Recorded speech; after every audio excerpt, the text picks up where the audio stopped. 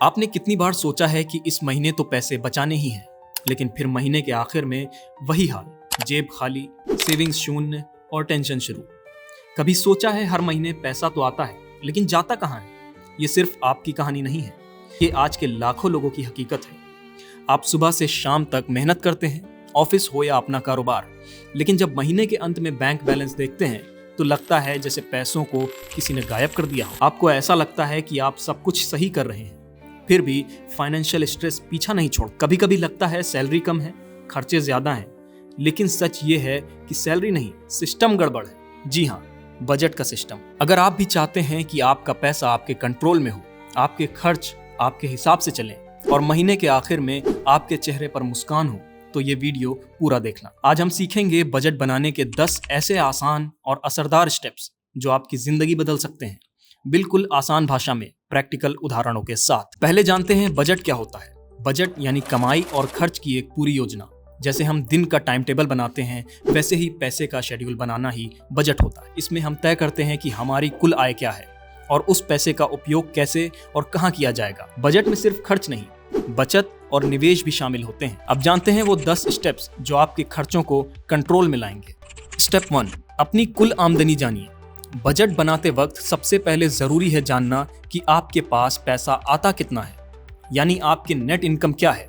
अगर आपकी सैलरी 50,000 रुपए है और उसमें से पीएफ या टैक्स कटने के बाद हाथ में 45,000 रुपए आते हैं, तो बजट इसी 45,000 रुपए पर बनाना चाहिए।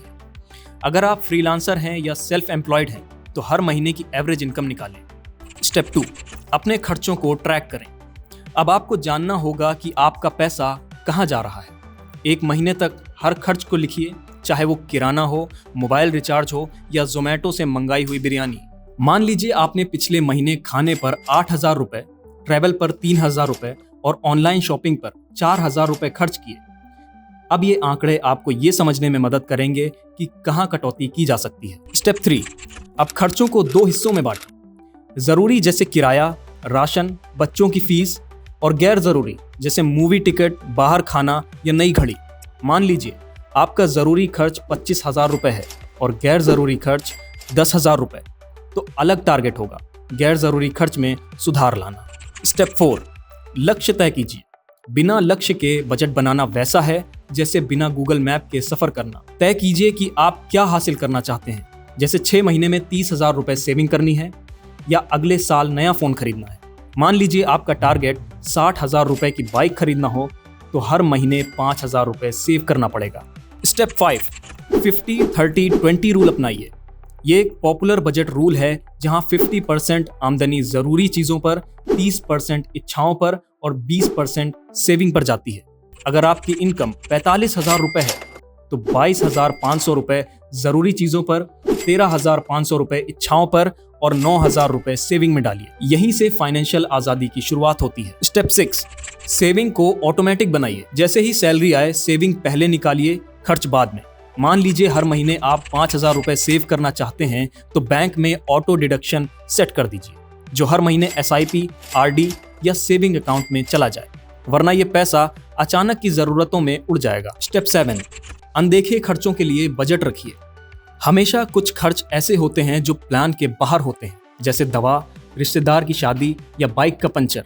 हर महीने 2,000 से 3,000 रुपए ऐसे इमरजेंसी फंड के लिए अलग रखें। मान लीजिए आपने ऐसा फंड बनाया और अचानक 1,500 रुपए की मेडिकल जरूरत पड़ गई, तो आपकी सेविंग नहीं टूटेगी। स्टेप 8, हर महीने बजट का रिव्यू करें। बजट एक बार बनाकर भूलना नहीं है, उसे हर महीने चेक करना जरूरी है। क्या आपने सेविंग की? क्या खर्च उम्मीद से ज्यादा हुआ?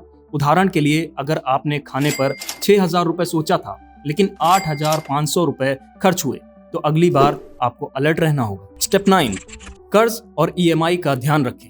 अगर आपके ऊपर लोन या क्रेडिट कार्ड का कर्ज है तो उसे प्राथमिकता से चुकाएं।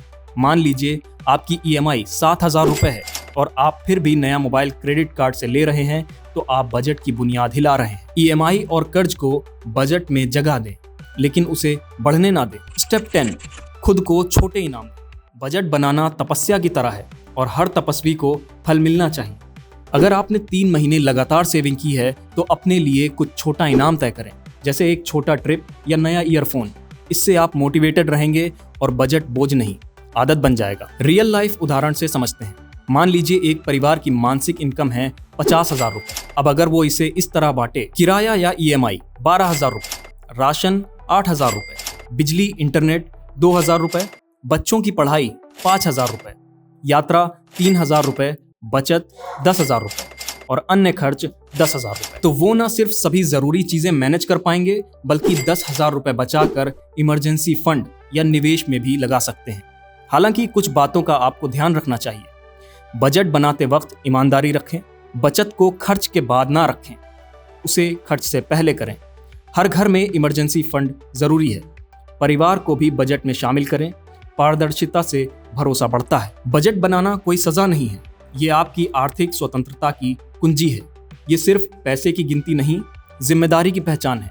जो लोग बजट बनाना सीख जाते हैं वो सिर्फ आज को नहीं, कल को भी बेहतर बनाते हैं। तो अब इंतजार किस बात का?